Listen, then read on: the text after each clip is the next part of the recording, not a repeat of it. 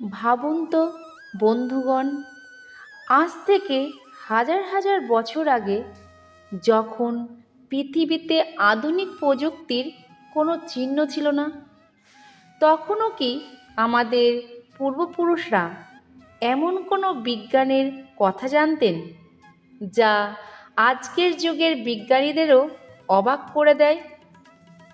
আমরা আজ যাকে টেস্ট টিউব বেবি বা ইনভিট্রো ফার্টিলাইজেশন বলি, তার প্রমাণ কি প্রাচীন ভারতে পাওয়া সম্ভব? মহাভারতের শ্রেষ্ঠ যোদ্ধা এবং কৌরব পাণ্ডবদের গুরু দ্রোণাচার্যের জন্মকাহিনী আমাদের ঠিক এমনই এক বিস্ময়কর সত্যের সামনে দাঁড় করিয়ে দেয়। কে ছিলেন এই দ্রোণাচার্য? মহাভারতের মহাকাব্যে দ্রোণাচার্য ছিলেন এক অনন্য ব্যক্তিত্ব। তিনি ছিলেন যেমন অস্ত্রবিদ্যায় পারদর্শী, তেমনি তপবলে তেজস্বী। তিনি শুধুমাত্র একজন শিক্ষক ছিলেন না, বরং তিনি ছিলেন সেই মহানায়ক যার কারণে অর্জুন হয়েছিলেন বিশ্বের সর্বশ্রেষ্ঠ ধনুর্ধর। কিন্তু এই মহান বীরের জন্ম কোনো সাধারণ মাতৃগর্ভে হয়নি। তার জন্মের পেছনে লুকিয়ে আছে এক অলৌকিক ও বৈজ্ঞানিক রহস্য। মহাভারতের আদি পর্ব অনুযায়ী দ্রোণাচার্যের পিতা ছিলেন মহর্ষি ভরদ্বাজ। একদিন ঋষি ভরদ্বাজ গঙ্গা তীরে যজ্ঞ ও অনুষ্ঠানের কাজে গিয়েছিলেন। সেখানে তিনি অপ্সরা ঘৃতাচ্ছিকে স্নানরত অবস্থায় দেখতে পান। অপ্সরার অসামান্য সৌন্দর্য দেখে মহর্ষি বিমোহিত হয়ে পড়েন এবং তার দেহ থেকে বীর্য স্খলিত হয়।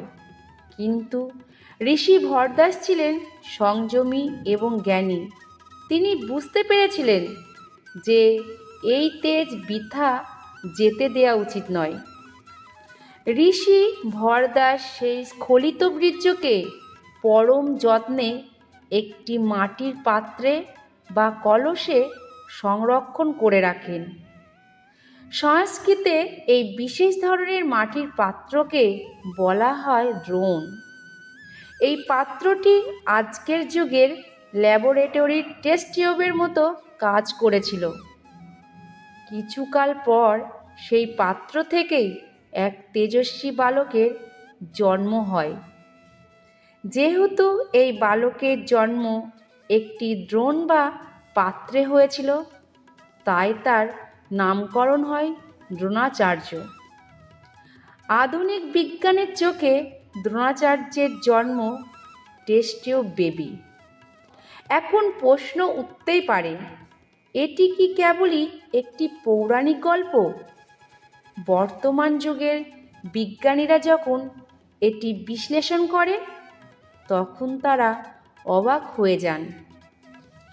আধুনিক চিকিৎসা বিজ্ঞানে যখন দম্পতির স্বাভাবিক গর্ভধারণ সম্ভব হয় না, তখন ল্যাবে কৃত্রিম উপায়ে ভ্রূণ তৈরি করা হয় এবং একটি নিয়ন্ত্রিত পরিবেশে তার বৃদ্ধি ঘটানো হয়।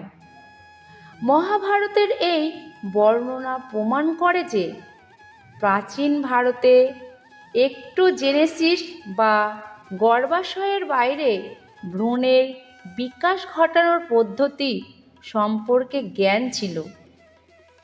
ঋষি ভরদ্বাজ সেই সময়কার একজন বড় বিজ্ঞানী বা গবেষক ছিলেন বলে অনেক গবেষক মনে করেন।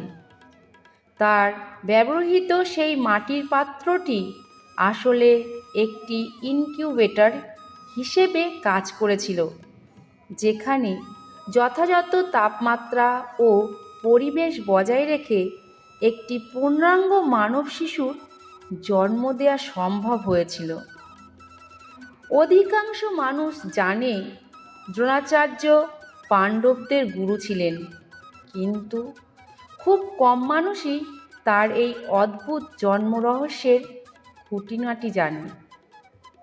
এটি কেবল অন্ধবিশ্বাস নয়, বরং যুক্তিনির্ভর আলোচনা। দ্রোণাচার্যের এই জন্মকাহিনী আমাদের শেখায় যে প্রাচীন ভারত জ্ঞান ও বিজ্ঞানে কতটা সমৃদ্ধ ছিল। আজকের বিজ্ঞান যা আবিষ্কার করছে তার সূত্র হয়তো হাজার বছর আগেই আমাদের পূর্বপুরুষরা দিয়ে গেছেন। এই অলৌকিক সত্যটা কি আপনার মনে বিস্ময় জাগায় না? আপনি কি মনে করেন এটি প্রাচীন ভারতের উন্নত প্রযুক্তি ছিল? আপনার মতামত কমেন্টে জানান।